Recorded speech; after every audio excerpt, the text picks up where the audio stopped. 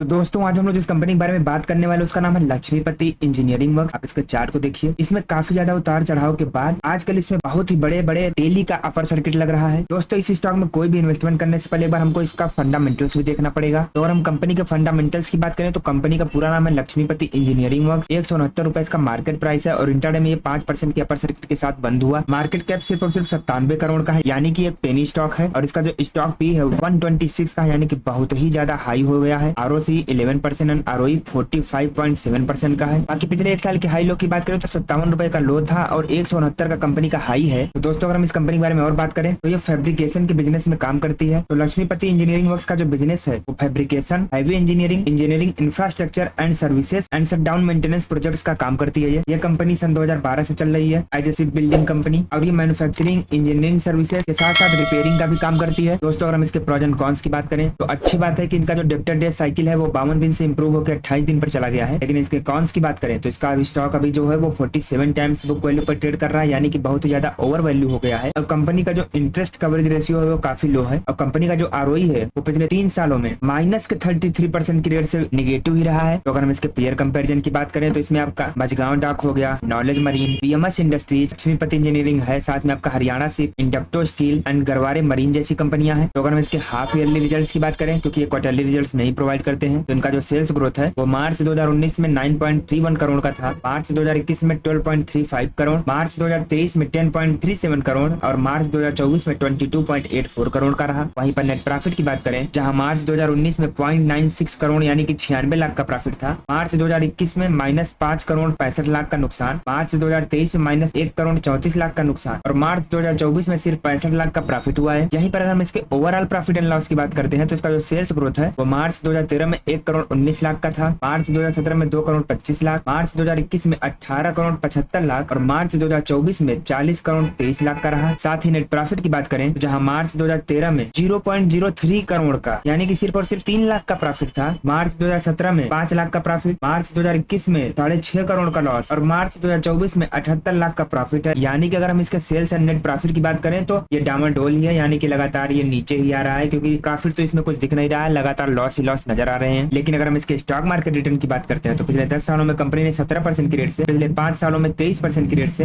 पिछले 3 सालों में 64% की रेट से और पिछले 1 साल में 194% का बहुत ही बढ़िया रिटर्न दिया है। यानी कि कंपनी के फंडामेंटल्स भले ही खराब है लेकिन कंपनी ने स्टॉक मार्केट में रिटर्न तो दिए हैं। तो अगर हम इसके बोरोइंग्स की बात करते हैं तो जहां मार्च 2013 में 10 करोड़ 20 लाख का लोन था, मार्च 2017 तक 4 करोड़ 38 लाख, मार्च 2021 तक बढ़कर 24 करोड़ का लोन हो गया और मार्च 2024 में 40 करोड़ का तो लोन है इसके ऊपर। वहीं पर टोटल एसेट की बात करें तो जो मार्च 2013 में 13 करोड़ 54 लाख का था, मार्च 2017 में 15 करोड़ 61 लाख, मार्च 2021 में 35 करोड़ 63 लाख और मार्च 2024 तक 46 करोड़ 16 लाख का एसेट है, जिसकी बदले में 40 करोड़ का तो लोन ही लोन है। यानी ये कंपनी जो कमा रही है वो तो लोन रीपेमेंट में ही चला जा रहा है, इसीलिए इसको ये प्रॉफिट भी नहीं बना पा रही है। तो अगर हम कंपनी के शेयर होल्डिंग पैटर्न की बात करें तो इसमें प्रोमोटर्स एंड पब्लिक दो ही हिस्सेदार हैं, और जहां पर प्रोमोटर्स मार्च 2019 में 72% के आसपास थे वो लगभग वहीं पर है, और सेम वही पब्लिक की होल्डिंग जहां अराउंड 27% थे वो भी लगभग वहीं पे है। तो दोस्तों अगर हम पिछले 1 साल के रिटर्न की बात करें तो पिछले 1 साल में कंपनी ने 194% का बहुत ही बेहतरीन रिटर्न दिया, जैसा कि आप चार्ट पर भी देख पा रहे हैं। तो एक बार हम लक्ष्मीपति इंजीनियरिंग की फोरेंसिक एनालिसिस भी देख लेते हैं। लेकिन उसके पहले आपको बता दूं कि अगर आप स्टॉक मार्केट में ट्रेडिंग करते हैं और आपके ब्रोकर पर ज्यादातर ग्लिचेज आते हैं और आपका ब्रोकरेज बहुत ज्यादा लग रहा है, तो अब समय आ गया है कि आपको सैमको ट्रेडिंग ऐप पर